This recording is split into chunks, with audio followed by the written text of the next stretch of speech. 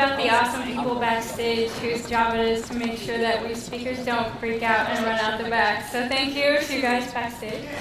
My name is Alexis Hope, and today I'm going to talk to you guys about next generation storytelling. I'm a designer and researcher, most recently based out of the Media Lab at MIT. For those of you who aren't familiar, it's an interdisciplinary research center that brings together designers, researchers, engineers, and artists from diverse fields like technology design, robotics, medical technology, urban planning, and kind of puts them all together in this glass box and invites them to prototype future technologies. So some of our work, I would say, is more provocative than it is strictly useful. Down here you can see Sushi, the lab hamster, who participates in some of our prototyping experiments. But we do also build technologies for today and try to do so in a grounded way. So my grounding at the lab comes from working at the Center for Civic Media, which is a research group where we focus on journalism, civic engagement, and media analysis. It's led by Ethan Zuckerman, who before he came to the lab co-founded a participatory blogging network called Global Voices. So most of the work we do at Civic Media has a participatory bent. So up there at the top left is a project called Promise Tracker, which we're doing with some partners in Brazil, focused around tracking government promises about, particularly about public infrastructure. We also do a lot of media analysis work. So Mapping the Globe is a project where we looked at the way the Boston Globe talks differently about different neighborhoods in the Boston area. Some coverage about some neighborhoods being mostly about crime and other neighborhoods being about research and innovation. So this is kind of similar to what Catherine was talking about yesterday and how the media frames big issues and places. We also host hackathons, so this was probably the most fun project I've worked on. It's called the Make the Breast Pump Not Suck Hackathon. So the breast pump is a piece of technology that's really important for many women, helps them feed their babies if they want to return to the workforce, or if a baby's born prematurely and can't latch, it's very important for that as well. There's one problem with the breast pump, and that is that most women who use it hate it. And despite the fact that millions of women use pumps, the design of it has seen very little change in decades. So a colleague and I kind of got mad about it, and as a lot of projects do, start from that place of anger, we decided to do something about it. So we decided to hold a big hackathon about the topic at MIT, which is like slightly controversial in a way. But before the event, we collected stories from thousands of moms about their experience with the pump, about their ideas for improvement. And then for the event itself, we invited 150 nursing moms, engineers, designers, lactation consultants, all to sit together at the same table for 2 days and prototype solutions to improve the pump. And I think probably some of you in the room who've done hackathons know it can be like a quick burst of energy and then really fizzle out after that. We've actually spent a lot of time over the past year trying to continue to nurture this community that developed out of the event, and also spending our time trying to shift the conversation a little bit now from being just about the technology itself to being about other things like family leave policy. So that's an ongoing project. If you guys want to talk more about this, find me later. Happy to talk about it. Cutting across most of our work at Civic Media is a focus on media creation and storytelling. I think with work that intends to have civic impact, it's very important to connect that to storytelling. All of us work on complex, all of us in the room work on complex, messy, poorly understood topics, and storytelling can be a great bridge to help bring people into your world and really explain it. So with that storytelling focus in mind, in addition to these projects, I've actually spent most of my time the past year building a unique publishing platform, which I'll demo to you guys at the end. But before that, I wanted to share some of the inspirations that went into the design of the project and some of the qualities that I think are shaping the next generation of storytelling. So I'm very inspired by stories that are contextual. I think the world is very complex, and it's only getting more so, and we're likely to encounter topics that we don't understand all the time. Across journalism, there's really been a rallying cry around trying to put emerging facts in context of a larger whole, so it's called explainer journalism. And there's whole sites devoted to explainer journalism, like Vox.com, for example. Their entire mission is to explain the news.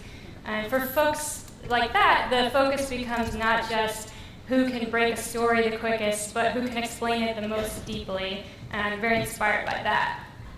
So one of the projects in this space that I really love is called Syria Deeply. The folks behind this platform are trying to very deeply explain the conflict in Syria by, yes, having breaking news stories, but also a whole bunch of associated contextual resources to help people understand. So things like interactive maps, and a timeline. I think often people are coming to stories at the middle. We always are. We're in the middle of something always. And so things like timelines can be really helpful for people to put new facts in context of what's happened before. So another contextual media project that's really inspiring also comes out of the Center for Civic Media. It's called Deepstream. So increasingly live streaming is a popular tool to share events that are happening all over the world, particularly protests. This is Fees Must Fall, protests in South Africa. The problem with live streaming is you're often, again, jumping into it in the middle and kind of might not have the context to understand what's going on. So Deepstream allows a curator to add contextual media to a live stream directly, things like news articles, photos, maps, anything to help viewers understand what's going on and the deeper history behind it. Also, there's the ability for viewers to suggest context down there at the bottom, and so it really becomes a community resource for better understanding an event.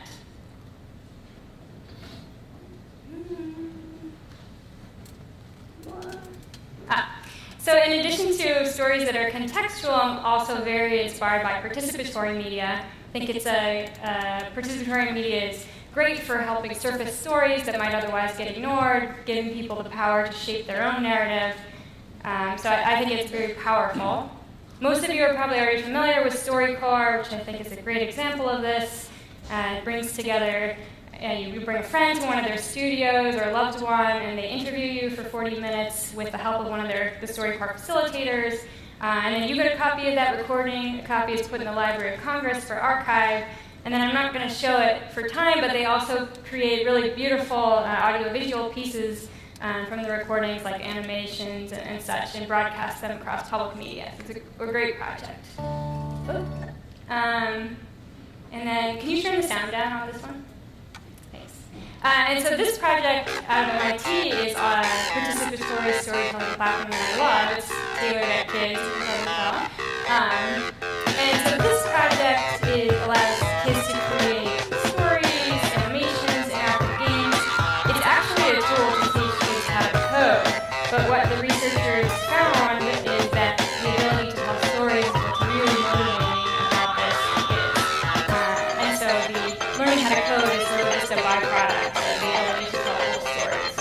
One of the coolest things about Scratch is that it lets you remix content from other people's projects. You can grab a block of code, put it in your own story.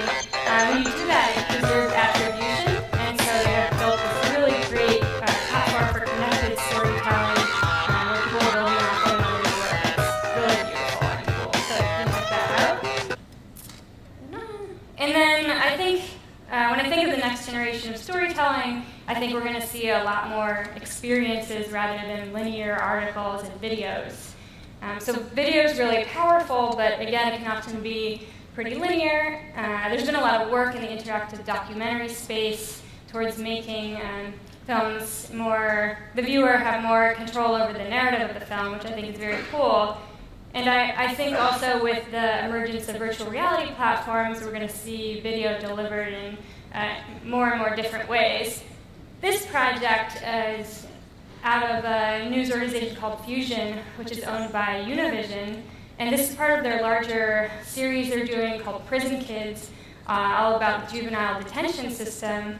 So this piece, this 360-degree video piece here, is inside a solitary confinement cell at a juvenile detention center. I think, and so as you're looking through the space, you can kind of explore at will. I think what they're really hoping for here is to develop a deep sense of empathy in the viewer because they can physically locate themselves in the same space as one of the kids who has to be here. And so they have really connected this piece with civic action here in sort of a lightweight way, but I think it's interesting, shows how they're really banking on the empathy component here. They're inviting viewers to sign a petition here to end the practice of solitary confinement for kids. So I think this is a really powerful piece. Sometimes stories can be made of data. So this is an awesome project just launched a couple weeks ago called Data USA. So this project, the developers behind this are trying to liberate government data from spreadsheets and PDFs and make it searchable, accessible, and visual for people. And so they're allowing people to write stories and embed data visualizations into that story. And one of the neat things about this platform, it's comprehensive, has data for almost every city across the US, is that folks often search for themselves or where they try to find themselves in the data. So they search for where they grew up, for example, to try and see how their experience of place matches up with what the data says about where they grew up. So it's very interesting. And then the last project, kind of in the category of explorable media that I think is really interesting, is this project called Parable of the Polygons. So this is an example of kind of a playful and explorable piece.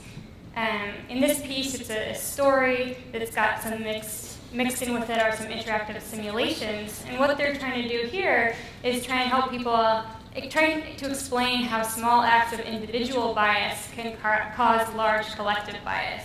So they really let people explore this hypothesis here by changing different variables and seeing how conditions will change when different variables are changed. So it's a very interactive piece.